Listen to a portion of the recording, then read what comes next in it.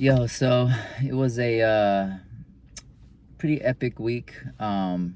It's Sunday, July 25th right now, about 9:30 in the morning. I've been getting up early for like a long, for like 2 weeks now.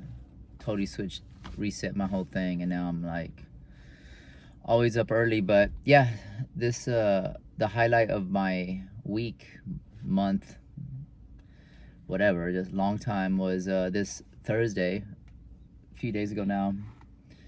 I was part of a video shoot for Fantastic Negrito. He invited me to be part of it.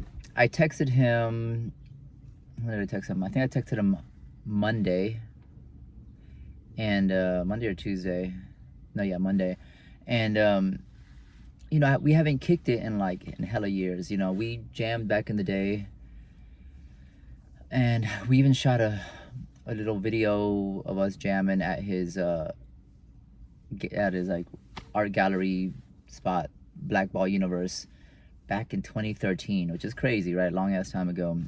After that, he went on to, win the Tiny Desk concert, NPR Tiny Desk concert, win 2 Grammys, tour the world. And so, I kind of was like, damn, okay, I'm sure he's busy doing his thing, and I was doing my thing, but, and he's shouted me out occasionally. Like, I'd see him on live, and I'd say what's up. He'd be like, yo, Genie, what up, man? We got a link, man. I love what you do. So I was like, oh, hell yeah, let's do it. And then so I texted him because I was like, yo, I heard he started a record label, and I've been sitting on a few albums, but it's particularly one that I recorded with Joss, who my producer Jay. We worked on it for like 5 years, recorded like 30 different artists, including Gift to Gab, who, rest in peace, just recently passed away, Black Alicious, Killer Priest, M1, Freestyle Fellowship, a bunch of people from the Bay, Deuce Eclipse, Zion I, everybody, and I've just been trying to find a home for this album. I'm like, well, I could put it out myself, but I don't know what I'm doing. I don't know how to do that correctly, adequately. It needs a proper home. Fast forward many years, and I'm still like, oh fuck. Well, so I called him up, sort of like, okay, let's see what happens, and sure enough, the next day he calls me back, or I texted him, he called me back the next day. He was like, yo, Genie, what up, man? How you been? And he's like, yo, I've been peeping your videos, and look, I want to do a video in your studio. So I was like, oh yeah, absolutely, come do it. He's like, I got a dream sequence for a song that we're thinking of. So I was like, cool, come through. Then he said, and yeah, this Thursday I'm shooting a video, him, at a ranch in Fremont. Come through, I'll have my assistant send you the info, give you $100, and like, I was like, hell yeah, let's do it, I'm so down. And he said, let your freak flag fly. So I was like, done. And so that felt great, right? So I was like, oh hell yeah, let's do this. And like, so Thursday I go, I was up early too. I was like, I got there early too. I knew it was in Fremont. I was like, watch there be traffic, let me just, and I wore my whole spacesuit, my crystal mirror spacesuit. And I go, right, and it's in Fremont at this ranch, which was it was a trip because it was right off the road, off the freeway. But then it was it was hard to find, but once I found it, it was like this whole ranch, like with horses. And it's the Oakland Black Cowboy Association, or who do their thing there. Cool ass people. It was such a good time. Okay, so we're there, right? It just felt nice to get out of the city, to be on this ranch, to be among these horses, and meeting cool ass folks, right? Like everyone I met, all Fantastic Negrito's people, just lovely people. Had all sorts of just good vibe for days, and I really needed that. Because I haven't been out of the city for a while. I mean, I got out to Nevada City a couple weekends ago for the first time in the summer. I went to the Yuba River. Since that time, that was cool, but it was just a quick thing. pretty much just went for a day, came back the next day. Had been going through some heartache because of this, little situation that, whatever, just came and ended recently, happened and ended. Pretty much this whole year was, for the most part, the point was I was going through some heartache, so who better to, soothe my broken heart but, a blues legend like Fantastic Negrito, right? It's funny because I texted Jay, I was like, yo, Xavier, and I said Xavier, but I told him Xavier hit me up, blah, blah, blah. He wants to have me, in his video, and he's going to listen to the album and maybe put it on his label. But since he did like voice to text, when he tried to like get the message, instead of Xavier, it said Xavier. And he was like, huh, what? And I was like, did you hear the message? He's like, oh, no, I got jumbled up. So then I told him, I was like, okay, so Fantastic Negrito, Xavier, and I told him what happened. It's funny too, because he goes like, oh, that's funny, because Xavier is my new side project, is my, he's doing a side project under the pseudonym Xavier. But in my mind, I'm thinking, yeah, you know what, he is a savior, because he's a savior just by delivering this amazing music and soul that he's now getting to share with the world. But he was a personal savior to me, because your boy was in the dumps, like, it happens, it is what it is. This was one of those gigs I had not prepared for. I mean, I spent the last 20 years playing and mastering my craft, and always preparing, rehearsing, thinking, visualizing, playing, practicing, all that stuff for my music. But as far as like getting in any kind of like emotional entanglement with anybody, had not rehearsed for that gig. That gig caught me. I winged it, and nah, it was cool while it lasted, but all good things come to an end, I guess, and it was a learning experience. But anyway, back to the fucking video shoot, because that's what was. It was so great, because I don't even know where to start. Like, once I stepped on the ground, and mind you, I'm dressed like a fucking disco space future freak, as you do when you go to a horse ranch. I'm kicking it, I'm just taking in the scene, and just vibing. Everyone's just this joyous, beautiful vibe, everyone I'm meeting is all interesting, and like, everyone's like, yo, what up, man? Like, look at you. You got the whole get up. Like, what do you do? Who are you? And so at one point, I start chatting with a friend I met. Her name, Britt. No, was that Britt?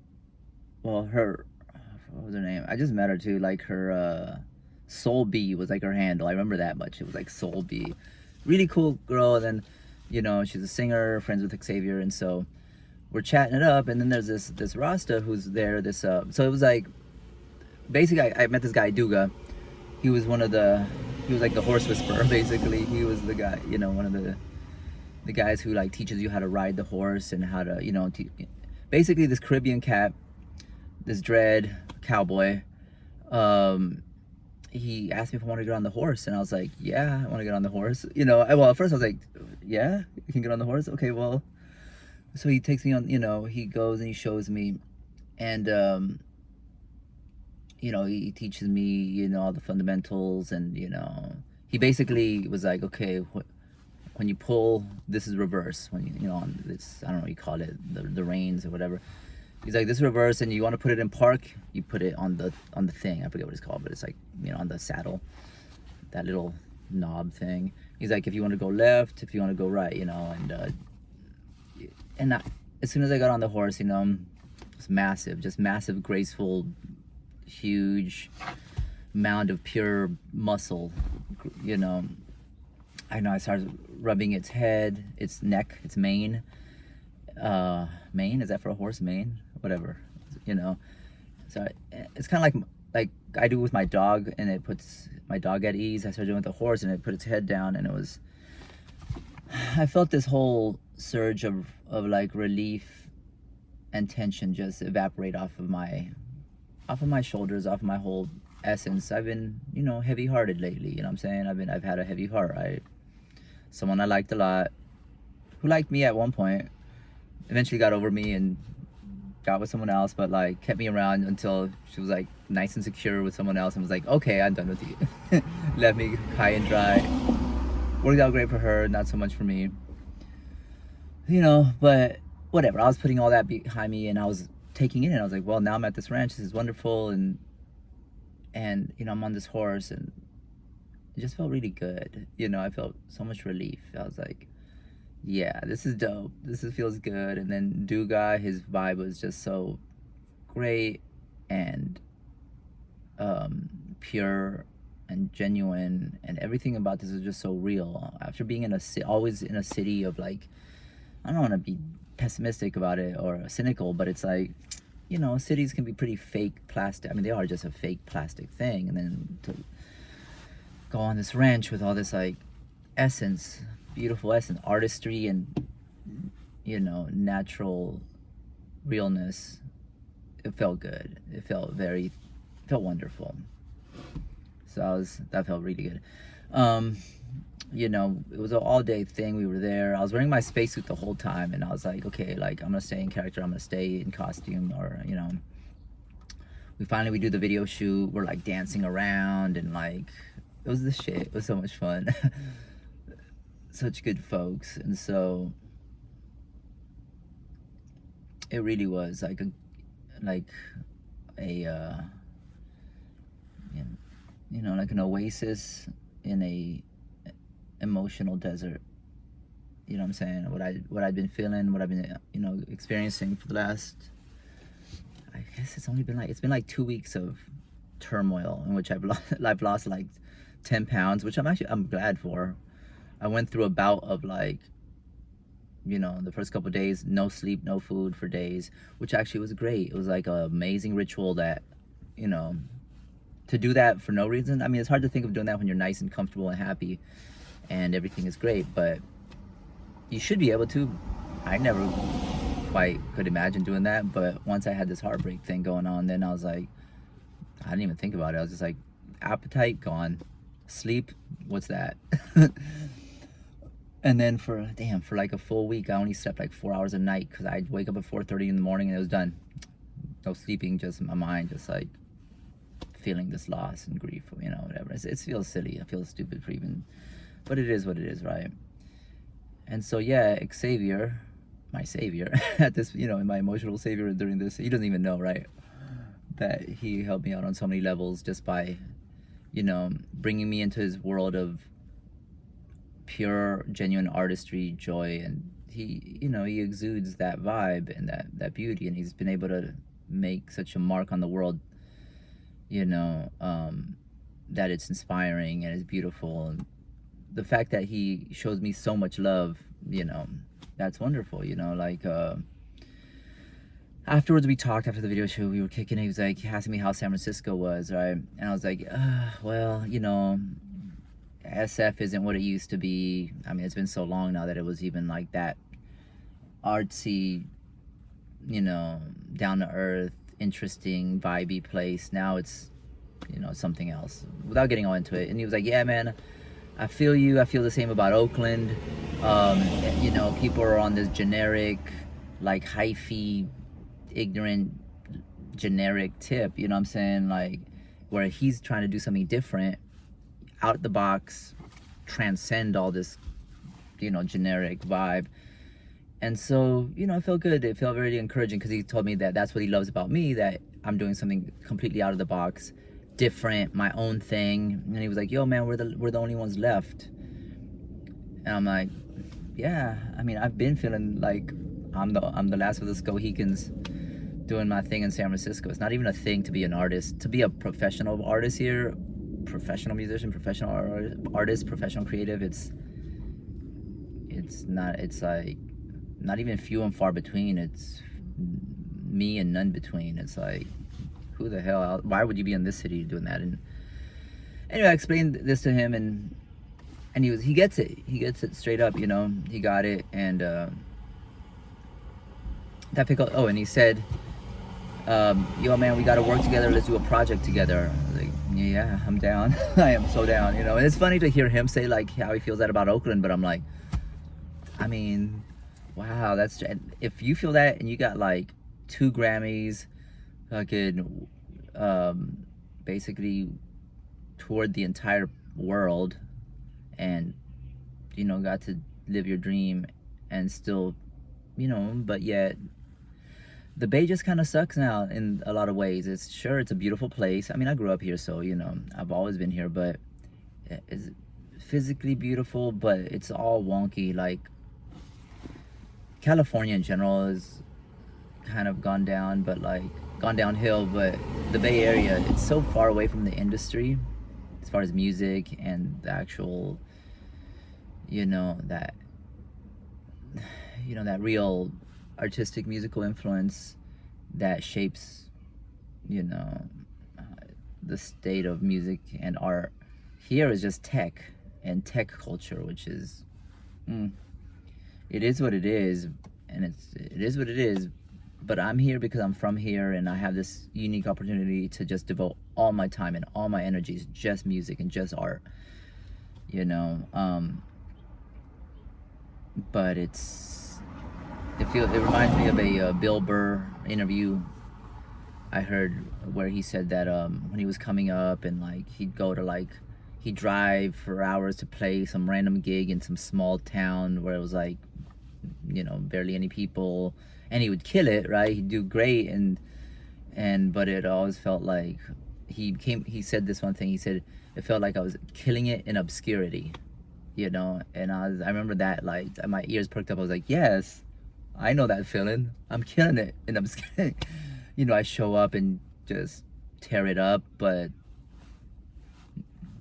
it's like that was nice, but not where it, I don't want to say where it counts, because I mean, I do it by myself and it counts to me, even if no one's there. But when you put all the effort in and you've devoted your life to this and you like grind, you want to get your just due, you know what I mean? And like, but it is what it is. It's obviously part of the process, it's something you do. And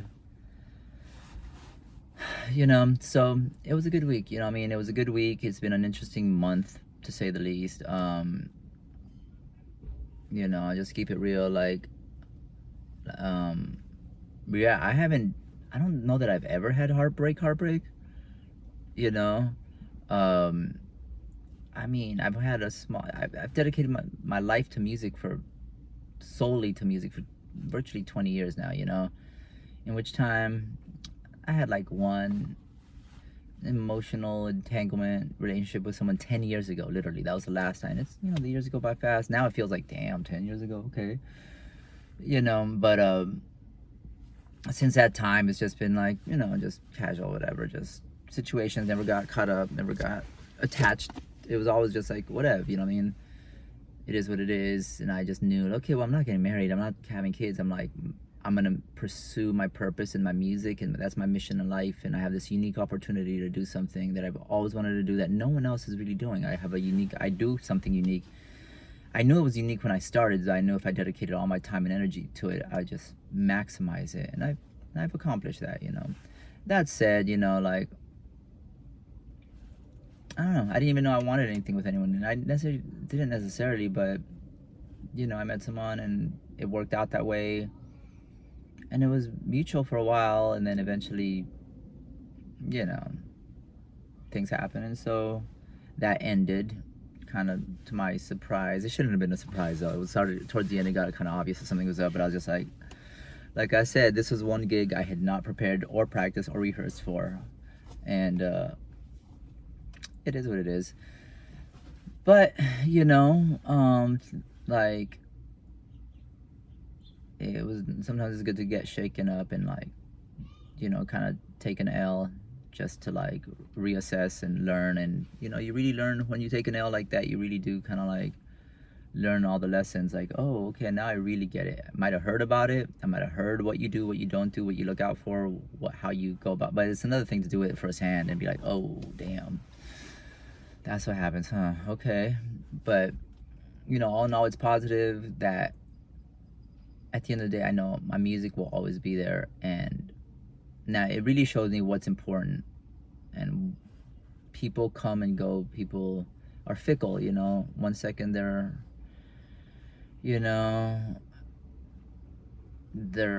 up here, the next second they're down there, and it's like hot and cold, and then flick, sometimes emotions can flip on and off like a light switch, like someone's all the way on, boom, flip the light on, the emotionally cold all of a sudden. It's like, oh damn, okay, well, but it is what it is. It happens, and your boy just has to learn from it and keep it moving. It's comical, but in its own way, as hurtful as it was. But like I said, I can't thank Xavier enough. Like I said, there's a reason why the word savior is an Xavier. Because he doesn't even realize just how much I needed that breath of fresh air and that that healing vibe. I know he does it through his music and through his but it was just such a moral relief. My man, straight the fuck up. That's my dude. Yeah, I remember there was this old cumbia mix CD I bought on the street one time. I don't know, this happened I could have been 15 years ago. And I lost it and I never got it. Found out who it was, but there was this one song, this cumbia song, and it was catchy as hell. It was like a whole mix, an hour of just cumbia songs. Haven't heard cumbia in hell of years, but the song was called, the chorus was like, Mujeres vienen, mujeres van. That means women come and women go. Dun dun dun dun, something that rhymed. Mujeres vienen, mujeres van. Dun dun dun dun dun, something. But I haven't heard that in so many years. It was I didn't even know the song. It was just some cumbia, right? But these are lessons, right? It happens, I got so attached to this person, and it was when she finally moved on and told me, she kind of cold about it too, because she told me after she had been thinking about it for months and gotten really used to someone else, and really kind of hella convenient to be on that side of it. So by the time she told me, it was nothing. It was just okay,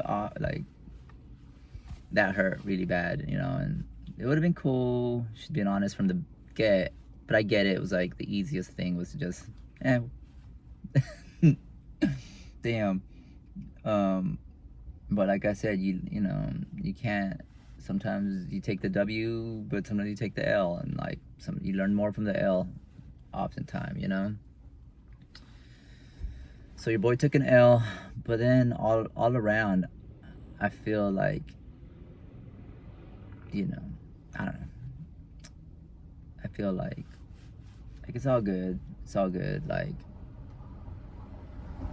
Once I got on the horse, I was like, nah, this is all good. This is dope. Once I heard Duga's voice talking to me, he had this cool ass Caribbean accent, but he was a cowboy. I was like, this is dope. I like this remix. Rasta cowboy, horse whisperer, cool vibes. Xavier in the background, singing, playing his guitar. I was yeah. And I was wearing my spacesuit riding this horse. I was I think things are gonna be okay. Kind of reminds me, I always go back to this, I'm very nostalgic, but growing up, Metallica was my shit. When I was in middle school, was when I discovered them, and I was starting to play guitar, and they were my heroes, and they were from San Francisco, so I was yes. So sometimes I go back, nostalgic old person reliving their childhood. I go back and I watch the Metallica behind the scenes. It's the making of Metallica. I think it was made in the 2000s. And it was VH1 behind the scenes, behind the music or some shit. behind the music, Metallica, and it talks about their whole thing and how the whole, they moved to like they, James Hetfield, the singer, and Lars Ulrich, they were from LA, Southern California, but then they moved to San Francisco because the bass player Cliff Burton, who died later on a tour, was from San Francisco, and he was like, well, I'll join your band, but you got to move to San Francisco. And they were like, done, we're there. And they said it was the shit here. This is where it was like all good as far as that whole scene, and and this is where they met Kirk Hammett, the guitarist, and he was also from here. And they said that at the time they had Dave Mustaine as the guitarist, right? But then he was like, he was a raging alcoholic, and they had to kick him out. And then they figured they would just call Kirk Hammett from Exodus, who at the time, was like the guitarist of Exodus. And they were like, listen, do you want to, come audition for our group? Meaning, like, just come join our band. And we're kicking Dave Mustaine out. So, they kicked Dave Mustaine out. Then they invited Kirk. They were like, okay, here, learn these songs and come to New York, because they were recording their first album, Kill 'Em All. And then what I'm getting at is that James Hetfield goes, they kicked Dave Mustaine out, and then they started jamming, and he said that as soon as they started jamming with Kirk Hammett, going through everything, and he said that as soon as he hit that solo, James Hetfield says, yeah, I think things are gonna be all right, from having had this breakup with their guitarist. And it was I'm sure as kicking out a band member, it was emotional, but they had to do it because it was just all drama, and it just things have gotten so bad that they had to say, okay, you gotta go, here's a Greyhound ticket, go back to California. And then it was at the time, whatever, this is before they were world famous, but it was, they were emotionally invested, and